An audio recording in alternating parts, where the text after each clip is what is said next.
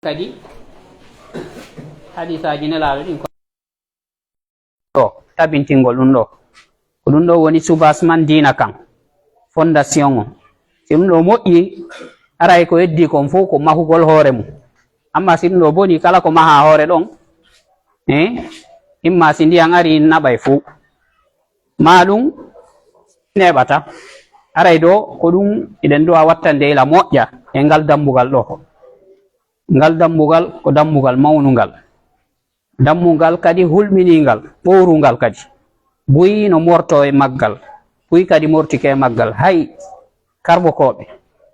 aray ko ɗum eɗen toro Allah yo hawri ndin en laɓɓinalngol mo anniyeji men ɗi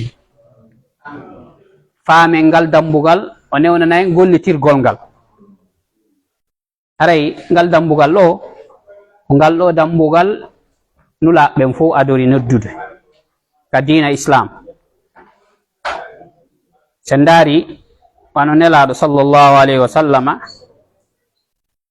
duuɓi 13 ɓe noddande fi ngal dambugal ko duuɓi 10 petto woni ko heddi kon e sariyaji dina kam fof en andi ɗiɗo duuɓi fof ko nelaɗo noddata ko qulu la ilaha illallah tuflihu wi'e la ilaha illallah male ɗon ko ɗum woni wotinɗine Allah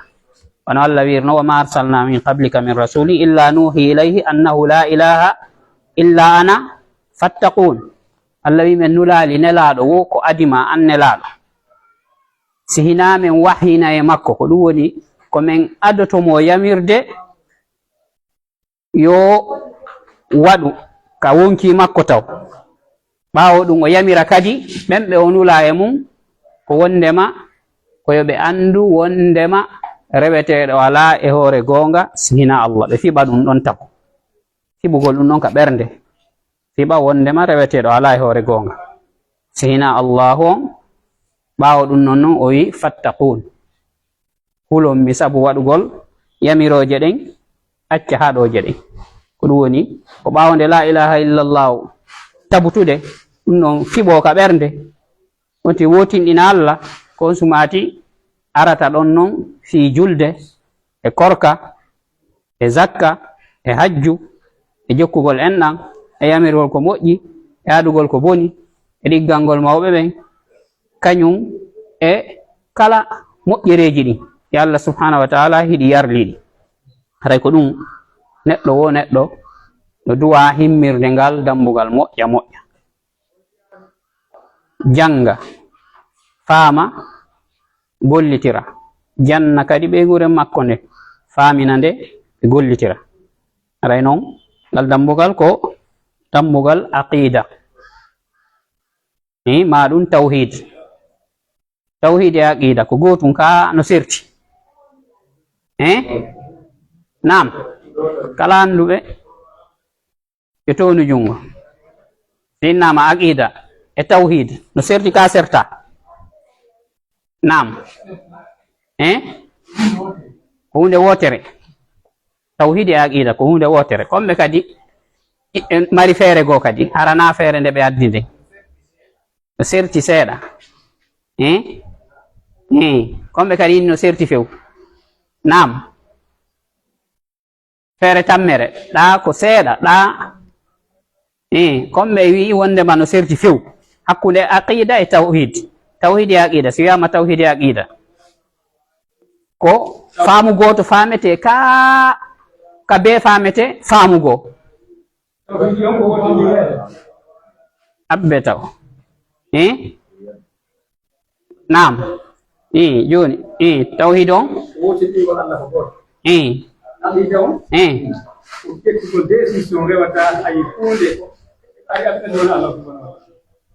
tawhid on makko ɗo on num Allah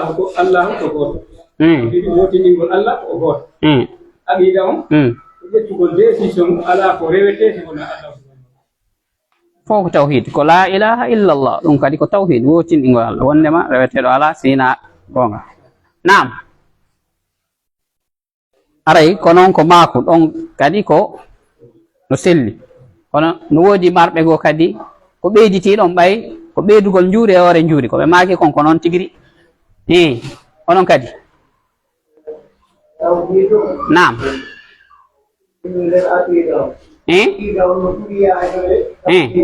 Masha Allah. Aywa. Tawhid on no aqida on no yaaji ɓuri. Aywa. Konto tawhid on hatti ɓay on no yaaja moƴƴa. Wonno ara ko telmile ɗo tun wattata. O feƴƴoyta ha kindiya. Ka tawhid taw. Ɓay ko ɗon ɓuri faaɗude. Tawi yaltu taw ka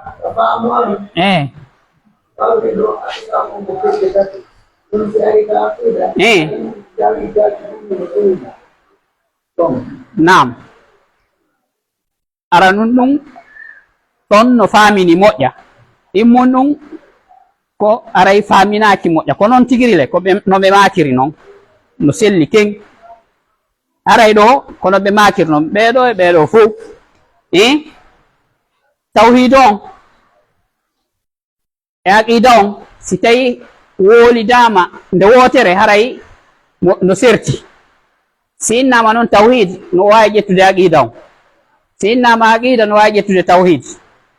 On faami? Kono noon si hawtindirama a tawayi no serti wano ɓe makir noon. Si innama aqida e tawhid aray aqida on no yaaji ɓuri tawhid on. On faami? Haray ɗon tawhid on ko honnu on tigi jangata e mum si tawi ko gandal ngal ko fi Allah on tun, fi no wotinɗinira Allah on tun. Aqida on noon no yawti ɗon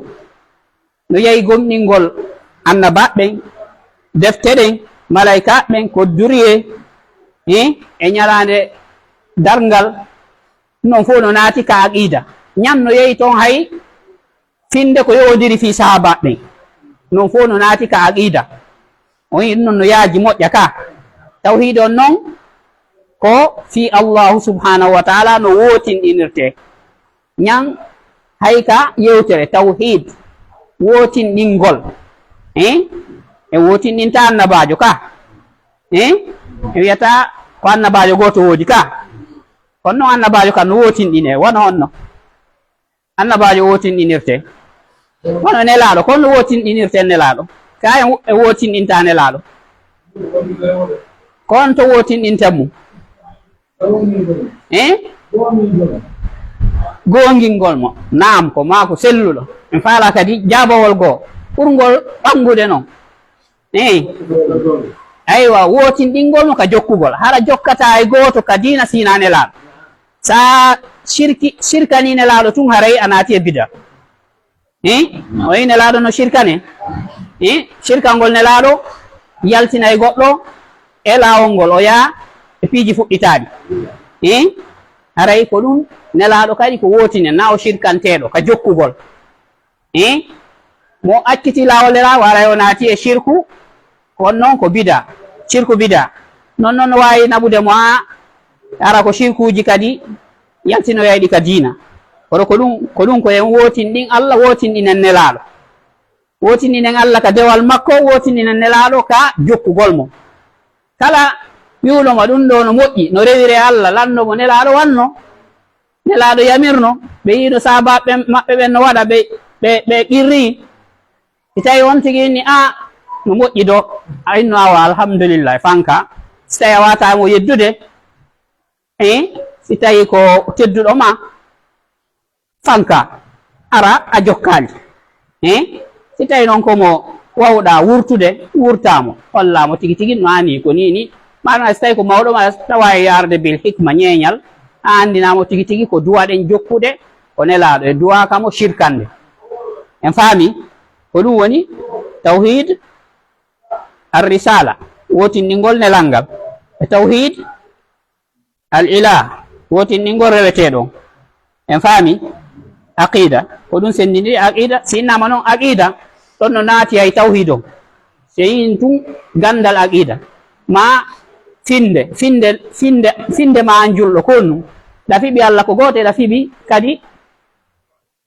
malaika ɓen wooda ɗafiɓi nelaɓɓe ko gonguɓe ko Allah neliɓe ɗafiɓi defte Allah ɗen ko Allah jippiniɗe ɗafiɓi fi ñande yawmul akhir ñalade sakkitoɗe non noon no naati kilandema ko on tigi mayata ɗum, ko on tigi mayata ɗon ha ka qaburu ha konti gi tabbitoyta ɗon imma ka yite ma ka aljanna tori Allah walla waɗu tabbitirde men nden aljanna o ara ɗum fuu no naati ka ñalande sakkitorde non no naati ka iman bil ghaib gomɗingol ko wirni kon e ko hiyali kon ko arata kon no woodi kadi ko wirni ko feƴƴi non kadi koye gomni wono on ɗum annabaɓe feƴƴuɓe e yiyalɓe kono en gomɗini en jaɓi wondema ɓe arno ɓe waaji ɓe noddi yimɓe maɓɓe ɓe tawhid en faami en gomɗini kan nelaɗo no wooda nelaɗo arno o waaji o andini jama o an nelaɗo makir noon haray hiɗe yeli hara e hiwno siɓɓe men ɓen sabaɓe innina minen namen siɓɓe ma nelaɗo o inni onon ko on wondiɓɓe am amma siɓɓe men ɓen ko ɓen aroyoɓe ɓaawo ɓe hiyalilan goto e maɓɓe no yelo nde o jonnata kala ko mari fi o hiw nelaɗo nde wotere tori Allah yo Allah hollo en nelaɗo hara himo weltori haray ɗum noon ko sa sirkanali nelaɗo ka jokkugol amma noon sa sirkani nelaɗo ka jokkugol haray a fottoya e nelaɗo no cikkanma ara malaika ɓen kadi no raɗo on tigi ka wendu kawsar ha nelaɗo lando ɓeɗo na mofte an nen hino mandeji maɓɓe ɗin wondema ko mofte an mandeji jalbugol gueece kañum ka batte salligi on nelaɗo malaika ɓe wiya nelaɗo anda ɓe ko wanno ɓawo ma ɓe accutuno lawol mago usman nelaɗo maka fasuk pan to ɓeɗo yo woɗɗintine walkare wodanɓe yon noon ara tampi a soñjike ara ko araɗeteɗo aray ko watta ngoya moƴƴa sa hiɗi nelaɗo a jokkaymo na mantugol nelaɗo ma jarugol ma innugol Allah waɗani hunde kadi saabu nelaɗo ɗum noon fo na ko holli wondema eɗen on tino hiɗi nelaɗo hiɗugol nelaɗo koko Allah wi kon qul in kuntum tuhibbuna allaha fattabi'uni so tawi ɗo hiɗi Allah on jokkay nelaɗo jokkugol nelaɗo ngol ko ɗum noon woni mande wondema nelaɗo ko hiɗaɗo e ma en faami joni noon aren ka darsu men aray en yi aqida no moɓidiri ɗum ɗo fo sinnama noon tawhid no wiye ka tawhid faame ɗum ɗo fo kadi haray fayda sen daari tawhid on ma ɗum aqida on ko honnum fayda jangeten fi mum ko tugale imanu ɗen jeego en faami fiqu on ko jangete ko tugale islam ɗen joyi tugale islam ɗen joyi jangete ka fiqu non ko golle feeñuɗe hiyeteɗe amma iman on ma aqida on ko golle suuɗiɗe golle ɓernde tawde noon golle ɓernde nden ko ɗon mahi golleji ɗin fof ñan golle tere ɗen sar'inaka sihina sabu ñinnugol golle ɓernde nden ay kala ko rewata ko be watta e dewal ko be anniyoɗa so anniyaki ɗum nafata faami ko wano noon piiji ɗin fof kala ko watta a taway dewal ngal no mahi ka golle ɓernde faami haray sen ari ka aqida ɓenni mabadiul aqida ɗum ɗo ko piiji fuɗɗorɗi ka gandal aqida piiji fuɗɗorɗi ɗi neɗɗo duwa andude ka finde mum nde o fiɓata nden finde sellude finde dina islamu Allah tagiri en fimu o yen rew Allah subhanahu wa ta'ala ko ɗum woni principe ji aqida ɗi wa tawhidu fil lugha si wiyama tawhid ka haala foti ko haala arab ma ko haala pular wotinɗingol sinnama wotinɗingol ara waɗaka dambaka e Allah subhanahu wa ta'ala wotinɗingol ko honno ɓena wotinɗin harana telemma Allah o wotinɗin wotinɗin ka jombugol hono wonu ka jombu goto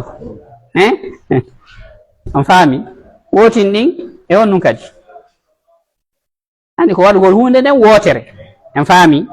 ko ɗum ka haala sinnama wotinɗingol ko waɗugol hunde nden bajjere bajjinɗin ko ɗum ɓe wi ɗo fil lugha ka haala ɗo no naati ka arab ma e haala wo haala siyama wotin ɗin ko ɗum woni bajjin ɗin wa mahudum min wahhada shay'a ko ƴetta ɗum immorde e bajjingol hunde walgol hunde nden bajjere aw jaalihi wahidan ma waɗu golle wotere amma almana shar'i littawhid sen ari ka mana sharia dina islam wonande tawhid on haray kon won tawhid siyama tawhid ka haala arab ɗumma kan ka sharia ka dina islam fa huwa ifradullahi ta'ala ko weddingol allahu subhanahu wa ta'ala o allahu towɗon bima yahtassu bihi konko hertori kon konko hertori kon haray allah no hertori piiji tati inno o kafa hay gooto e tagungu haray noon tagungu kala ko wooda ko hina allah subhanahu wa ta'ala ko tagu kala ko wooda ko hina allah koko taga ko allah tun kadi tagi ɗum en faami ɗo en anndi piiji ɗin fof ko wooda kon fuu ko pecce ɗiɗi ko allahu subhanahu wa ta'ala woodin ɗon kañum e piiji woodaɗi ɗi en faami allah ko woodaɗo tagaɗo ko woodaɗo piiji luttuɗin kadi ko woodaɗi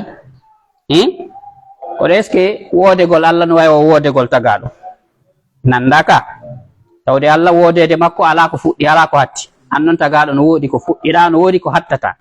ñam woodede ma iɗa haton jini e woodinede ko haton jinɗo e woodinede adu a woodede si tawi a woodete iɗa haton jini e woodinowoma ko allah subhanahu wa ta'ala ɓawo kadi a woodede iɗa haton jini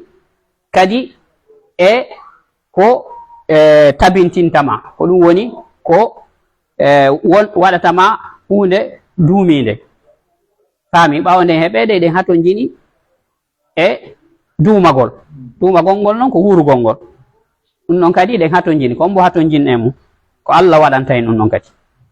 en faami aray piiji ɗin fof woodaɗi ɗin ko piiji ɗiɗi ko allah e tagu ngun woodede mum nden ko ɗoyti ɗum tawde no haton jini e woodinede no haton jini kadi e aynitede hara waway honno duumade en faami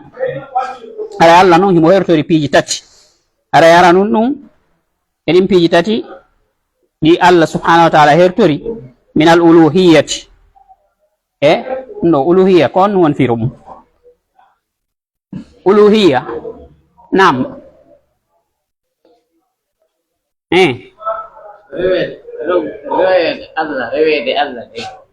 uluhiya rewede allah o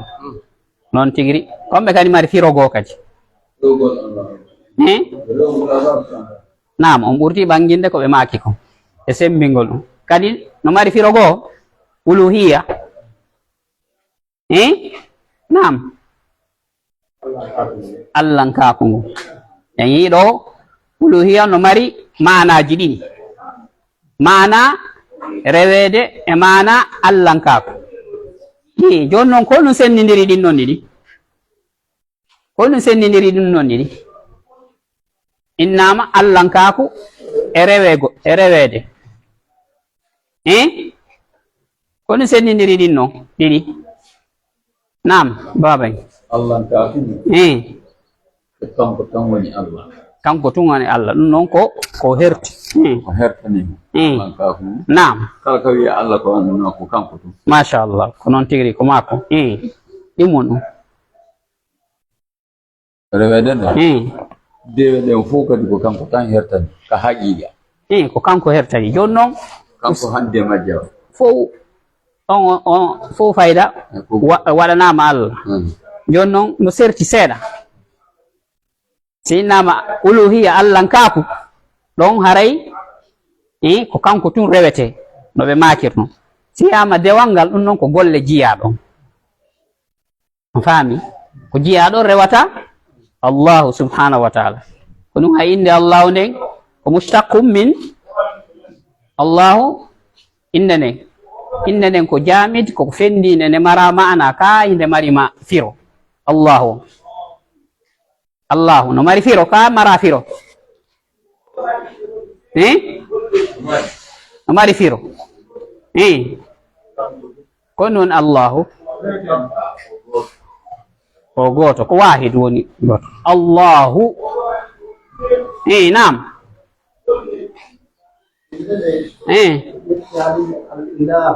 al ilahu allahu bimana al ma'luhu min al ilahi wal ilahu bimana al ma'luhu allahu ko ƴetta ɗum immorde e ila ko honno reweteɗo reweteɗo faami joni noon rewgol ko honno woni honno rewgol kadi no mari hasoñje ma'aluhu reweteɗo ko ɗum woni wengeteɗo e mum ɓernde manen ko wonu hara ko e Allah wengi ma'aluhu hara ɓernde manen no yejjitatamo on faami min alaha ko ɗum woni wembagol hunde wembagol fi hunde hara no wembi fi mayre no jiɓi no miijo fi mayre sono be son min alaha on faami donc holli wonnema ɓernde ma nden ko yo fawo e Allah subhanahu wa taala e alhaaliji ma ɗin fo kala ko waɗɗuma pan ko Allah fewtita ko Allah watta ɓernde ma e mum ko Allah holorta ko Allah waɗɗa ɓernde ma e mum si a heeɓi hunde sattunde ko Allah fewtata si a faalama hunde ko Allah fewtata non woni min alaha amma min al ilah ɗon hara ko ya rewmo rewirmo tere ɗen en faami aray allahu min al uluhiya immorde e wonugol allahu nden no inde Allah ko Allah tun hertinde koye wotinɗinmo nde goɗɗo wiyetake Allah ka en nani goɗɗo no wiye Allah kono ene yiɗe wiya woɓɓe go Allah wan honno ɓeyiya ɓe allahi aray ɗum ko faljere mawnude ko hulɓininde neɗɗo no duwa rentade ɗum innugol goɗɗo allahi ko abdullahi tawi goto wiye allahi goɗɗo noon no wiye rahim yellala ɓayi rahim ko inde kafidunde ɓayi Allah wi bil mu'minina raufum rahimu Allah sifike ne laaɗo ko rahim goɗɗo no wawi innede rahim faami ɗo wona noon ara ko innaɗo rahim ɗum yaada e sifa makko ko inne nen tun na ɗum battina e makko wonde makko yurmeteɗo wonno koɓe ɓay ko wiyata komo baka e sintere yurmede faami kono no woodi inde ɗe Allah hertori ɗen noon ɗe hay goto innetake Allahu kañum rahman kañum on num rahim goɗɗo no wiye rahim wa kana bil neɗa Allah wi raufur rahimu ko Allah sifi ɗon nelaɗo laqad jaakum rasulun min anfusikum azizun alayhi ma anittum harisun alaykum bil mu'minina raufur rahim ɗum noon fof ko sifaji na rauf rahim ko sifaji nelaɗo sifa ɗon ani noon ko Allah kadi no sifo ɗin noon ni Allah kadi no inde ɗen ɗon inde en faami wano almutakabbir hay goto wiyetake mutakabbir ko Allah tun hertori ɗum noon wano noon ko aljabbar en faami haray si tawi ko wotinɗingol Allah ka Allahnkaku makko ma ɗum wotinɗingol Allah ka dewal en faami war rububiya e ka honno rububiya nam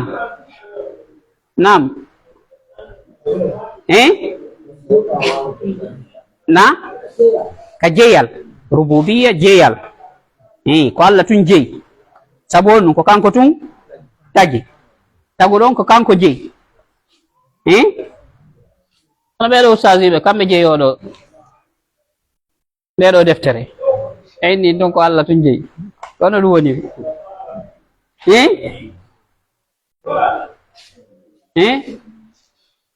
mo ɓe mon no jogui téléphone kombo jeeyi téléphone mi yetti o téléphone goɗɗo waynata addu téléphone ko min jeeyi mo eyni ɗo noon ko Allah tun jeeyi nam hertinaɗi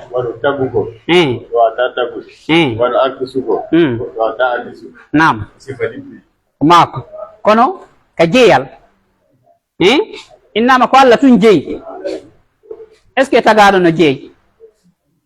ka tagaɗo jeeya tagaɗo jeeyi ka jeeya Allah ka no jeeyi en ni ɗo noon koye wotindin Allah ka jeeyal kono ɗum woniri konno si goɗɗo innima ɗum awa koko wollaɗo ɗo fihi nadar no duwa daranede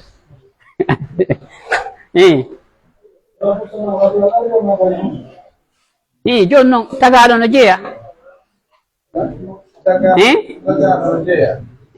comme boyni tagaɗo jeeyata mi ƴetta téléphone makko ma deftere makko nde ko jeeyaɗo wawata jeeyi awa joni arde ɗo noon imo halfine awa on jonnite on jonnite kufne moom aywa tawde noon tagaɗo Allah innama ko a rububiya jeeyal ngal ko Allah tun hertori jeygol timmugol haqiqawol tagaɗo jeeyasi hina ko woni kon ka juuɗe makko ko woni kon ka juuɗe makko ko innira kon ko ɗum noon tun o jeeyo jeeya ko ɗimmo makko jeeyi kon ka Allah noon jeeyal makko ngal no huuɓiti kanko jeeyi fof an ɗo si wolama ko jeeyal huuɓutungal ngal fopp e gelike ko rububiya amma koko huuɓiti kon fof ko Allah tun jeeyi kadi tagaɗo on tigiri ko jeeyi kon o jeeya ɗum noon jeeyal timmugal tawde noon o newnanaka gollitirgol ɗum ɗon si hina ko sharia on wi'i kon imma ko sharia sharia ko ɓe hoɗuduɗa ɓen ma ko sharia Allah en faami ko ɗum haray ɗum no holli wondema na an jeeyi hay ko jeeyiɗa kon ɓaya watta ko faalaɗa inetake ɗo eɗa mari ɗo dammol ƴettaygo sunna sharia o jaɓanalma ɗum ko wanno noon kadi sharia wallina ɗon ɓe wuruduɗa ɓe ɓe jaɓal ɗum sa waɗi ɗum noon ɓe sokoyte inole ko an jeeyi aya inna namin jeeyi namin neyi namin waɗi ɗum ɗo ɗum ɗo e ɗum ɗo ono na an jeeyi faami a ƴettata ɗo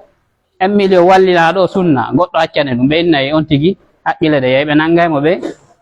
dumbamo inole ko an jeeyi no holli wondema a jeeya faami wano maɓɓe makirɗo ko a halfinaɗo ka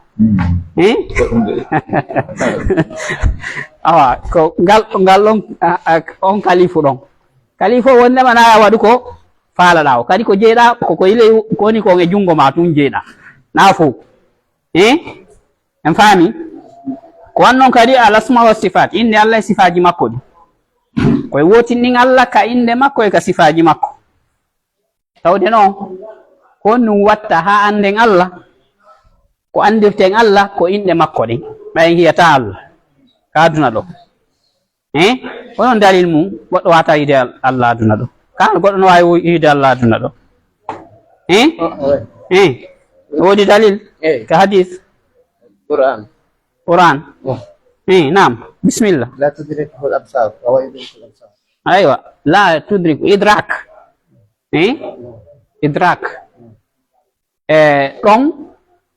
no si tawi e yaaringal ɗon hiyatamo gite no wona kadi wawata hewtitade mo gite faami woni hewtitagol hiwgol mo o fop makko goɗɗo wata yide hay lahara goɗɗo wata wadde Allah idrak ko hiwgol hunde faama ko nde woni kon fof mu e nder mum wano a jangi o ɗum ɗo oɗo mudakkira ma o brochure ɗo ma nde deftere ɗo janngane hunjoɗa fop faama fop ɗon waɗi idrak jon noon Allah subhanahu wa taala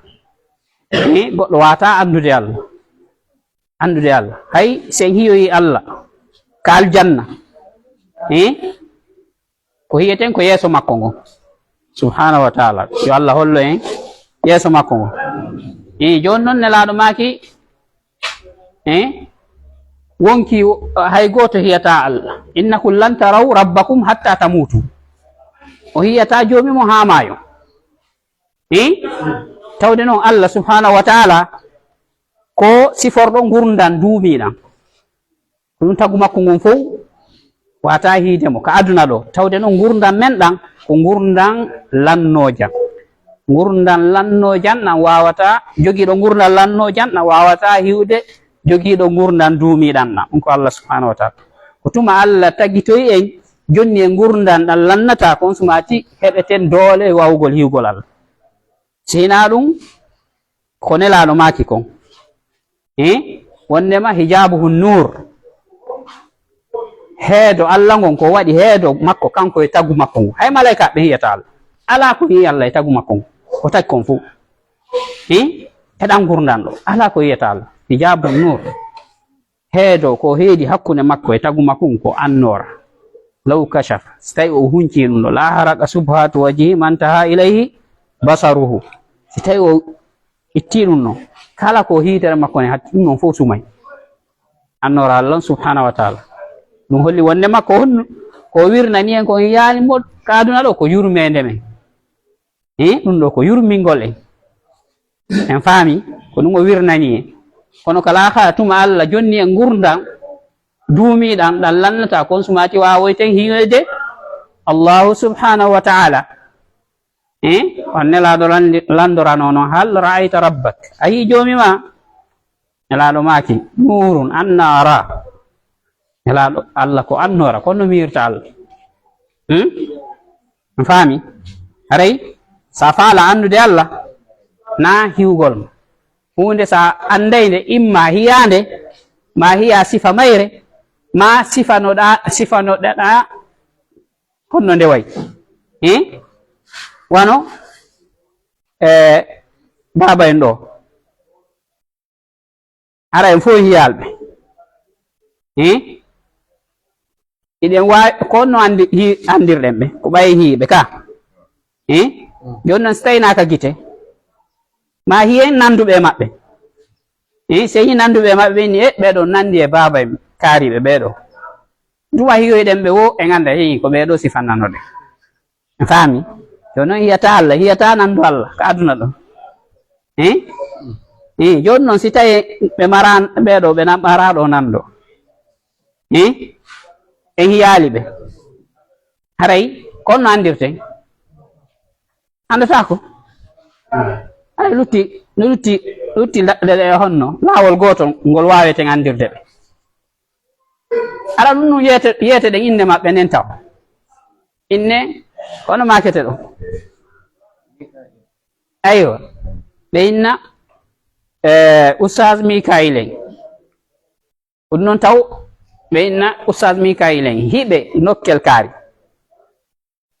en andi ɓeɗo inde maɓɓe nde ñande yawɗen nden nokkure wo si innama Oustaz Mikail en nden nokkure en anday ɓen ɗon no ɗon en faami ɓawo ɗum inne ɗen ko ni ɓe wayi hiɓe moƴƴi hiɓe okka koɗo ari ka maɓɓe ɓe teddinaymo ɓe wernaymo hiɓe ɓawli hiɓe rawni maayi ko noon yeeso maɓɓe gonno juuti kinal ngal no moori anɗo en sifanama ɓe fof e inde maɓɓe ñande yawde woka maɓɓe no yirɗen ɓe o inna hen ko ɓeɗo sifananoɗe en faami jon noon Allah ko ngol ɗo laawol tum waweten andirdemo ko inde makko ɗen e sifaji makko ɗi si tawno wiyaka Allah honno andirte Allah no woodi ko be anden taw inde nden mo be ko inde mum nden andirte taw ko ɗum bobo seeɓama ko ɗum waɗete waɗanede ko inde nden ta ko fiyo sennodir e luttuɓe ɓe goɗɗo heeɓi ɗo ɓiɓɓe suudu tew kono innali hay goto inde in ko no sendidirte ɓenno ay kanko wata sendidirte ɓe ka ay kamɓe ɓe sendidirta hoore maɓɓe hara ɗum ko inde nden taw ko ɗum Allah laawol ngol bajjol ngol o accani en ngol andirenmo ko inɗe makko ɗen e sifaji makko ɗi ko ɗum goɗɗo no andiri inɗe Allah ɗe sifaji makko ɗin wo ko noon o ɓurti o wawi o andiri Allah faami ko noon kadi watta o hiɗa Allah subhanahu wa taala goɗɗo kono jangdiri wo inɗe Allah ɗe sifaji makko ɗin o andiri Allah no goɗɗo andiri Allah wo ko noon o hiɗiri Allah kono goɗɗo hiɗiri Allah wo ko noon o rewiri Allah Allah wi innama yakhsha Allah min ibadihi al ulama aray akbar a'zam ilmul asma wa sifat gandal andugol inɗe Allah ɗe sifaji makko ko ngal ɗo ɓuri mawnude e gandal tawhid ngal fof kadi faami kalɗo si tawi a andi ngal forcé a hiɗay Allah sa hiɗi Allah forcé a rewaymo ay sifaji makko ɗin ko sifatul uliya sifaji ɓurɗi towde ko asmaul husna koɗon husna firo husna asmaullahil husna labbaɗe ɗe kamɓe kadi nam ɓurɗe moƴƴude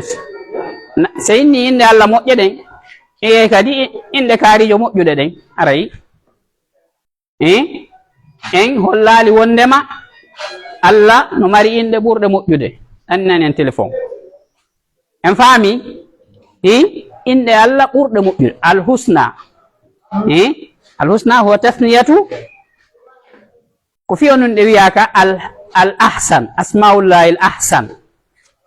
ɓay si goɗɗo no faala wiwde hunde no ɓuri moƴƴude ko waɗa alifu tafdil on ka kono no wiyana ɗon alhusna ɓurɗe moƴƴude sa wi ɓurɗe moƴƴude goɗɗo landoma on to ko holli ko wondema alifu tafdil ɓay si wiide Allahu akbar alif on no holli wondema kanko ɓuri mawnude yon noon husna alif on aral ɗon on no andirɗen ko husna ko ɓurɗe moƴƴude ko ɗum buy no firira ɗon moƴƴe sabu alif on ya aral ɗon e hinole ko ɓurɗe moƴƴude yon noon ko ɗum andini en wondema ko ɓurɗe moƴƴude hino alif on aral ɗon nam afiduna ya mashayikh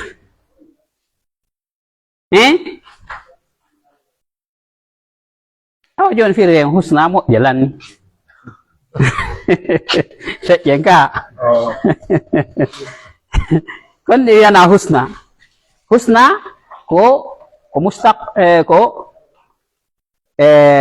ko minal hasanati asma ko muannath ko rewɗina ɗum asma inɗe hadhihi l asma ɗeɗo inɗe inata hadha l asma ka ko hadhihi l asma ɗeɗo inɗe kala ko waɗa jam'u harana ko mari haqqil ko ƴettata ko damir muannath ko damir ko rewɗina wano defte buy kon no wiyete hadhihi l kutubu nafi'a si tawi ko téléphone ji hadhihi l jawalat ko wano noon kala ko mara nam abda gaybagi Allah almustaan en faami jon noon husna ko minal hasanati ismullahi l hasanati jon noon so tawi innama yo waɗe tafdil ko hasana on ko wiyete ko husna si tawino ko hasan ko ahsan en faami hasan ko ahsan hasanatu ko husna si tawi ko jam'u ko tafdil noon wiyana ko asmaullahil husna inde Allah ɓurɗe e moƴƴude en faami joni noon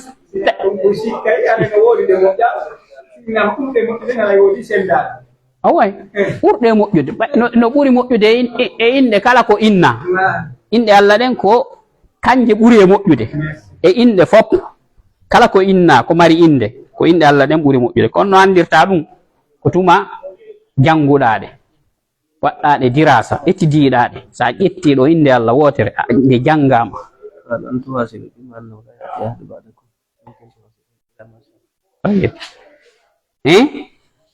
en faami kala inde Allah nde ƴettuɗen sen fuɗɗike nde fensutude shara ko no nde sharhira noon ko wo ko noon ɓurirta andirde Allah subhanahu wa taala andugol mawnugol Allah andugol ko wembatama en faami ko ɗum noon no andirɗa ɗum o ko noon ɓurtirɗa hiɗirde Allah subhanahu wa taala kono hiɗirɗa Allah wo ko noon dolnortoɗa e dewal Allah subhanahu wa taala on nelaɗo maki ana a'lamukum billah ko min ɓuri on andude Allah on fof o wi ana atqakum lillah ko min ɓuri on kadi hulde Allah fof tawde nelaɗo kanko ɓuri andude en Allah fof kanko ɓuri hulde Allah en fof hulgol Allah ngol ko riwgol Allah sabu ɗum nelaɗo sallallahu alaihi wa sallam e hoore ko Allah wi kon wondema o yaafike mo kala ko feƴƴini e ko arata fof ko on sumati o ɓuri rewde Allah ɗum joɗɗinali mo ɗannini mo jemma ɗum waɗi jemma on fof ɓe rewayno Allah sabu andugol Allah ngol subhanahu wa taala kono goɗɗo andiri Allah wo o hiɗirimo no hiɗiri Allah o ko noon o rewirimo en faami ko ɗum haray ngal ɗo dambugal ɓurgal mawnude e nder tawhid o en faami ko ɗum buyi no mortiɗo ɗum cheytane no mortiniɗo o buyi e julɓe ɓen wano ɓe jogiiɓe aqida ashariya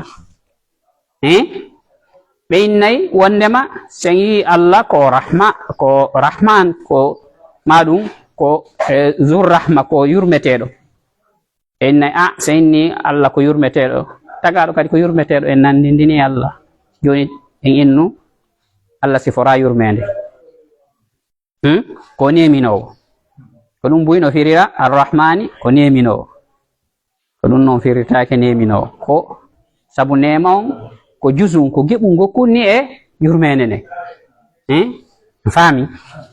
ni nemingol ngol no wona goɗɗo neminama hara a yurmatamo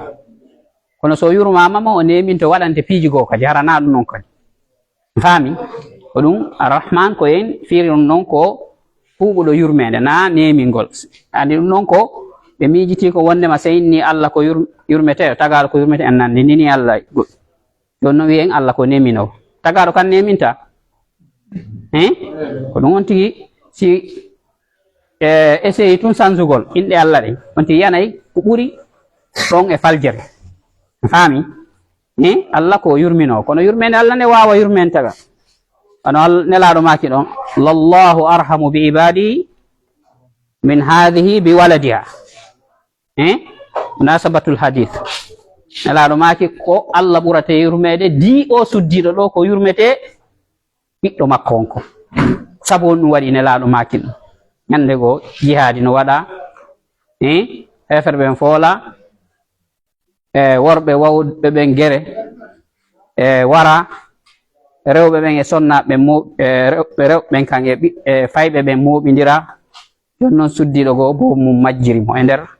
konko moɓidirteɗo o wemmi o immi mo dogay mo yaa nano ñam ɗaɓɓita ɓiɗɗo makko ha no haynorno ɓiɗɗo makko on o kutimo takkimo ka ɓernde makko ɓawo muyninimo nelaɗo maki atarawna hadihi tarihatun ibnaha finnar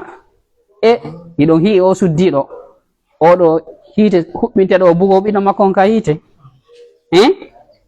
ɓeni o way Allah inni awa Allah no yurme jiyaɗo makko gomɗinɗo ɓuri ko o suddiɗo yurmete kon ɓiɗɗo makko ta andi ɗum non wondema Allah no yurme ma ɓuri nene ma e bemma kon nun hikkotoɗo a hiɗaymo giggol mawnugol sa yiɗi Allah giggol mawnugol kon nun hikkotoɗo a tiiɗa e dewal a waɗa e gurnam maɗa fof dewal ha maaya seyiɗe Allah no yedde ko sabu en anda Allah en andi Allah tun en hiɗaymo sen hiɗimo tun en rewaymo ka aray Allah no yurme tagaɗo ɓuri nene makko e ben makko ɓuri nene makko faami aray ko ɗum ngal ɗo dambugal neɗɗo julɗo ko luggi e maggal o aray ko non o andiri Allah ko non o andiri Allah o ko non hiɗi Allah kono yiɗi Allah o ko non o rewiri Allah subhanahu wa ta'ala kono rewiri Allah o woni hulɗo Allah Allah wi inna akramakum indallahi kakare oɗo woni neɗɗo ɓurɗo teddude en faami aray ko ngal ɗo dambugal ɓuri mawnude e tawhid on fof aqida on fof gande dina kam fop ma ɗum gande aduna ɗen fof ko ɓuri moƴƴude e gande ɗen fof ko gandal islam ngal gande islam ɗen fof ko ɓuri teddude ɓuri mawnude ko aqida on fof kadi ko ɓuri mawnude ko tawhid on fof kadi ko ɓuri mawnude ko asma wa sifat andugol Allah anda inde makko ɗe sifaji makko ɗi en faami ko ɗum en ngal ɗo gandal ko gandal ɓurgal mawnude gandal ngal kadi ko golle ɓernde aynetake ya immo yaha ɗo ara ɗo ko non ngal gori ko golle ɓernde no ko ɗeɗo ɓuri mawnude e golle ɗen fof jon noon yiɓe fensitande en tawhid on jon noon en sen daari ɗo en taway tawhid on no fecci pecce tati ko ɗum ɓe addani en ɗo aksamu tawhid geɓe tawhid ɗen tawhid on geɓe tawhid on ko ɗum woni pecce tawhid ɗen wa qassama al ulamau tawhid ila 3 aqsam karmo ko ɓen ɓe sendi tawhid on pecce tati est ce que ko Allah sendi ɗum ɗo ka ko nelaɗo makko ko nelaɗo sendi ko noon dalil on ko nelaɗo sendi ɗum ɗo kon to dalil on e wiyama wondema kala ko yetaɗa ko ya landu dalil ka deftere Allah ga sunna nelaɗo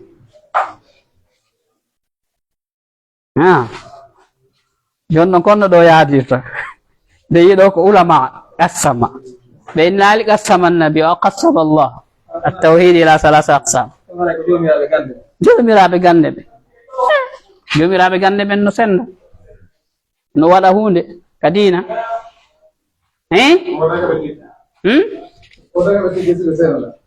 jonnon gonno ɓe jippiri ko ɓe jippi ɗon no tiiɗi on won dalil on wondema kaka Qur'an ɓe jippi ɗum noon woni tugalal men ngal kala ko wolɗen ko en lamdo ko on to Allah on to dalil ma on ka deftere Allah ko sunna sa jogitike ɗum ɗo a majjata wana nelaɗo makirno mi acciri on piiji ɗi son jogitike ɗi on majjata deftere Allah nden e sunna on ɗanni innede sono ɓe so dinaji ɗin joni no ɗuuɗi kala arɗo no wolanno an jogi to ngal ɗo tugalal tun ha jogiti ngal ɗo tugalal tiiɗugal hay wameɗen ari bugi fof an yiɗa jogitingal a yolotako amma so tawi jogitaki ngal ɗon kala ko ari naɓete goɗɗo arete hande yeto ma ɗum ɗo jaɓa wona seeɗa goɗɗo arama na ɗum ko mere o convainque o accintine ɗum ɗo jonne kadi goɗɗum ngo andi wameɗen naɓima sabu onno a jogitaki tugalal ngal sa jogitike tugalal ngal wami ara e naɓa fof an acca ɗum faami joni noon ɗo hono karmo koɓɓen senditir ɗum ko istiqra ko noon istiqra ka pular on karmo koɓe amen tun won ɗo iqrar woni tabintingol ñinnugol استقراء إرتقو إقرار وني إرتقو أما استقراء بالهمزة استقراء نعم استقراء لفسي ndagol kono استقراء لفسي ndagol ko ɗum woni laarugol hunde tasko moƴƴa ha yaltina e nder mum. Joni noon Allah est ce que o yamiri en ɗum? Istiqra mumkin an naqula huwa min attadabbur, jeeya e taskagol ngol. Ko ɗum Allah wi en afala yatadabbaruna alquran, eɓe taskotako qur'an on. Ɗum ɗo le ko heferɓe ɓen fela ɓe kan taskotako qur'ana ɓe anda ko woni ko qur'ana on, ɗum pooɗa ɓe e wotindingol Allah, ɓe nataka islam. Joni noon si tawi kefero mo anda mo gomɗina Allah, mo gomɗina dina islam, oɗo felama, joni noon an julɗon ko aray ko on to wiɗo, aray ko an duwa ɓuri handude bal huwa kitabun anzalnahu mubarakun liyadabbaru ayati. Allah fi ko nde deftere ko jippininde waɗande barki ko fi en tasko nde, ko en tasko ayeje ɗe, tasko ɗen ɗe faami. Naade qur'ana jippina tu en jangu, inne en jangi qur'ana laabi 40, na ɗum qur'ana jippinira. Maɗum en jangi qur'ana fi yo Allah hoynan en enen kadi ka hoɗo men ɗo no satti, na ɗum te qur'ana jippinira. Allah wi liyadabbaru ayat, ko fi en tasko ayeje mayre on. Taskagol ngol noon a wawata taskade sina tuma janguɗa qur'ana on firuɗa nde, ko ɗum haray mo be no duwa ɗo karmo koɓɓen ɓe taski deftere Allah nden ɓe yaltini ɗeɗo geɓe tati. No jeeya e ko ɓe taski aya hombo, ayeje ɗe no ɗuuɗi, wano aya hombo ma ayeje honɗe ka qur'an. Nam ulama ul umma, karmo koɓe umma ɓe. Nam afiduna barakallahu fikum.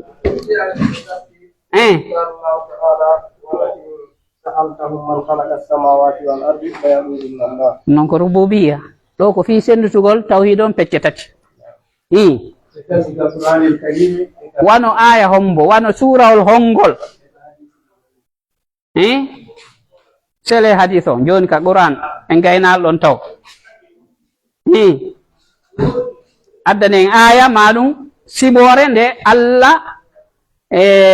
sifi si tawi en taskike nde en anday ko saabu honnum karmo koɓɓen sen nani tawhid on pecce tati. Naam karmo koyen. Naam wal asr innal insana lafi khusr wa amilu salihati bil haqqi. On to rabb, on to rububiyya, on to uluhiyya, on to asma wa sifat, on to ismullahi taw wala enen est ce que ismullahi no e de suratul asr. Wal asr innal insana lafi khusr illa alladhina amanu wa amilu salihati wa tawasaw bil haqqi wa tawasaw bis sabr. Awa uluhiyya on taw ala ɗo. Rububiyya on, rububiyya on ko on koye honno rububiyya on ka amanu. Naam fadilatu cheikh, enen ko jangiran men noon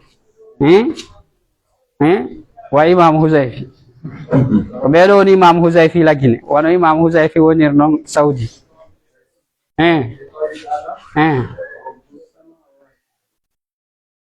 ارفع صوتك. سمية. نعم هذه الآية تشمل أقسام التوحيد الثلاثة.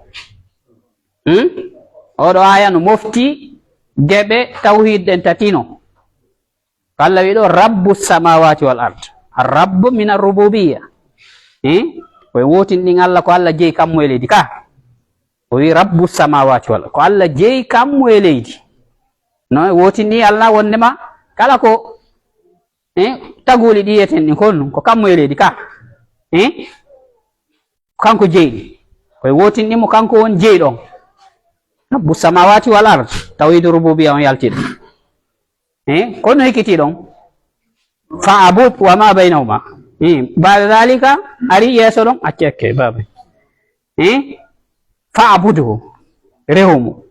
ɗon yalti ɗon tawhidul uluhiyya tawhid dewangal rewgol Allah ngol koye wotindin Allah Allah wi rewmo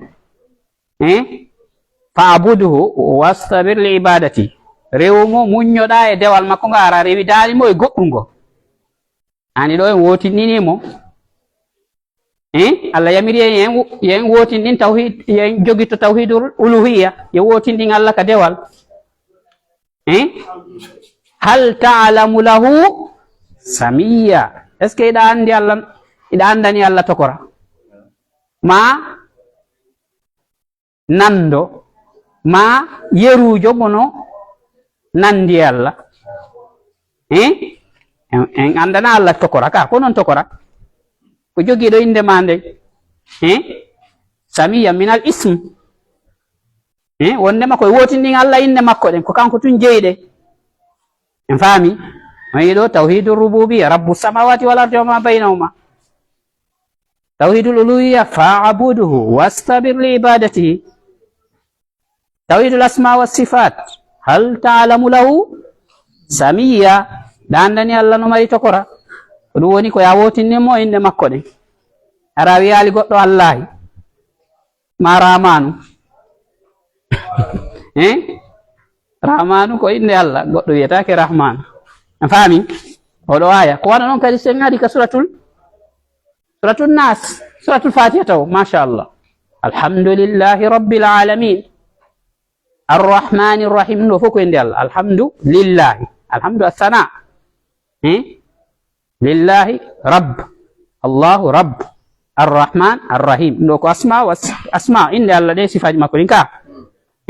arrahmani rrahim maliki kadi men ko ism asma illahi maliki yawmiddin iyyaka na'budu iyyaka na'budu wa iyyaka nasta'in iyyaka ɗum noon ko ibada rewgol Allah wallinoramo en faami jonno rewgol honno kombo heddi ɗon rububiyya rabbil alamina naati ɗon faami kono noon kadi qul a'udhu bi rabbin nas rububiyya malikin nas uluhiyya ilahin nas qul a'udhu bi rabbin nas rububiyya malikin nas ismu min asma'illah inde Allah ilahin nas uluhiyya andi ɗi tati noon kadi yalti ɗo ka yaltali yalti ka kono non no ɗuuɗi sen daari ka qur'an nokkeli buy sen taskike ay Allah yamiri yen tasko yen tasko qur'an o ko ɗum karmo ko ɓen ɓe taski ɓe daari Allah no duwa wotinɗinede e ɗiɗo piiji tati khilal ɗe ayeje ɗe adduɗen ɗo kañum nando majje buy no ɗuuɗi ka qur'an sa jooɗike ɗo a jooɗike ɗo jemma goto ma leer goto a taskike a yaltini ɗum ɗo ka qur'an no ɓuuri ko jangata qur'an on o fuu baraji ka Allah subhanahu wa ta'ala ko ɗum haray goɗɗo si no duwa heɓude timminanɗe ɗiɗi qur'an o timminande nde o timminta lewru be lewru e karma koɓɓe no wi wondema mo jippinali qur'an ko ɓuri balɗe 40 wara o windete o welsindiɓe wedditiɓe qur'ana ɓe faami jeeyaɓe e taƴiɓe qur'an inna qala rasulu ya rabbi inna qawmi ittakhadhu hadha alqur'ana mahjura nelaɗo wullitoyto e neɗɗo kala mo jangata qur'an ka jeeyaɓe taƴiɓe qur'an taƴagol qur'an jeeya taƴagol jangugol ngol taƴagol honnum kadi taskagol ngol taƴagol gollitirgol ngol taƴagol hunde nde wedditiɗe moƴƴano taƴagol naam ñawdorgol nde ɗon non iɗen wedditi ɗum noon de ɓe watta hila moƴƴa honno taƴorto ñawdorgol qur'an kala ko muusi en ko ɗum adatoɗen miijade fi comprimére fi laptane fi docteur fi cuuɗo kala ko muusuma hayso tawi ko durma hayso tawi ko honnunde ko ya miijo taw ko honno ñawdortoɗa qur'an moccitortoɗa ko ɗum ɓuri mawde ko moccitorte e qur'an o ustadi fatiha ko ɗum nde wiyana shafiya no jeeya inde fatiha on shafiya ko sellinore haɗa ɗum goɗɗo no wawi nde mi moccitori qur'an kono ɓuttata komi moccitori ko ɓe mbiya labtane est ce que koye qur'an a woni ka koye ma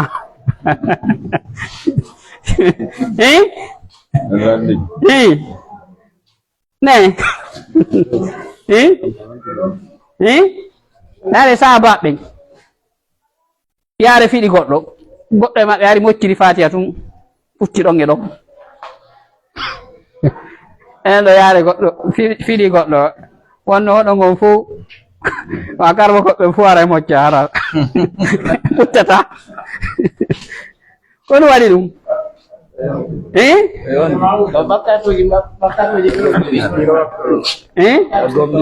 aywa no jeeya e bakkatuji no jeeya o tawakkulo tawde noon si kaafa welka wallinama ɗo si innama ya ƴettu soppira si tamara doole ɗe soppira onna e soppuɗa buka wolngol taƴata kafa kam no weli ka koye kafa ka woni ka ko an soppowo ka soppowo kono iman ma on tiiɗiri wo ko noon ko moccirtoɗa ko tiiɗiri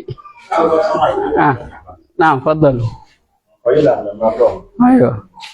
yafaron noon de aywa naati e darsuji moni men la basa aray ko yettingol e nelal mawɗo wonde maara bismillahi tabaraka wa taala e mbayi mo haadara wege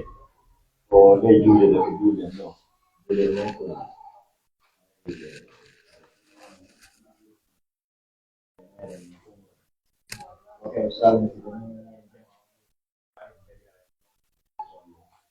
na si jama on newni si jama on newni e andi karam ko ɓen jogi on jamma ko 8h30 jamma ko en geru 8h30 hara fof hewti ɗo andi hande tawi no joyki golleji duwaɗi waɗede wawali fuɗɗa golla joni hiɗen andi e sen daari ko pas sappo e goɓe ɗo ɓe mari hani ɓayla reeni ko pas ramɗo woni joni noon tawa objectif gawron hara programme ngo timme wallidiren janggo goto fof goto anduɗo ko fi ɗum ɗo addi ɗum 8h wano 20 hara mboɗo 8h20 kala ko on tigi heɓata ko ittera koje ma ɗum kala ko woni hara on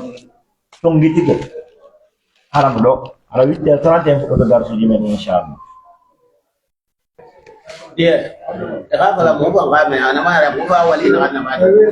on famata pulal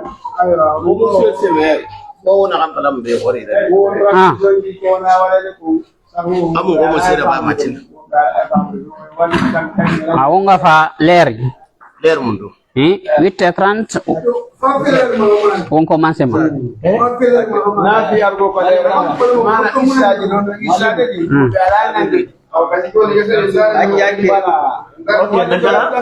maintenant pour kala ko be faala nande on no wa pura nan ngam ko mo to mun le famata pour le ila ka ma memma ama memma ali ok on va kirin nam yon yete wara bu koy mema ka ndama memma arabu koy arabu koy ama memma arabu ala soso na yeti garab da na memma mo fera mo falaki kila ka fuɗɗode inchallah nam karam koy acca na séminaire waɗoɓe muhadara ɓen ɗon do goto e waɗa e wonɓe ga ɓen waɗana e muhadara ma ɗiɗe maɓɓe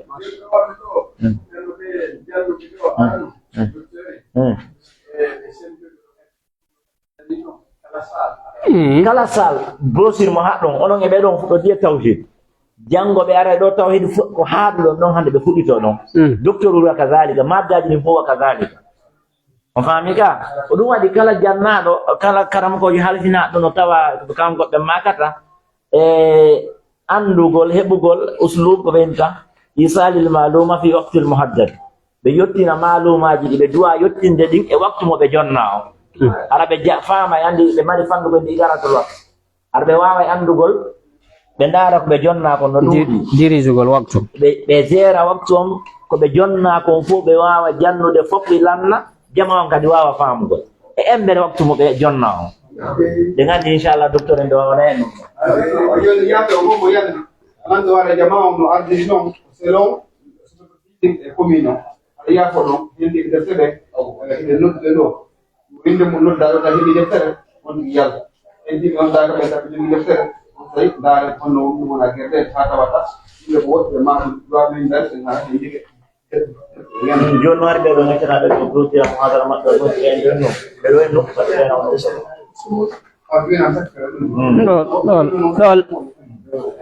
ɗo wawi konto hattuɗen joni min faala ko ɓanginana ɓeeɗo konto hattuɗen taw yewtugo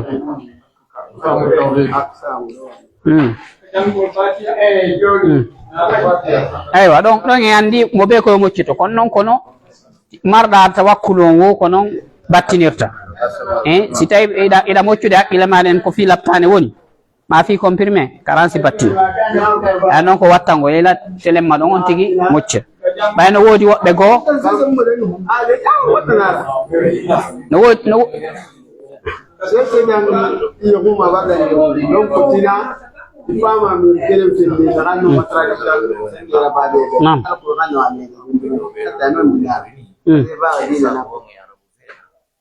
joni noon mi landano jama on en waɗa pular ka en waɗa araba kono ɓeeɗo wiye no awa men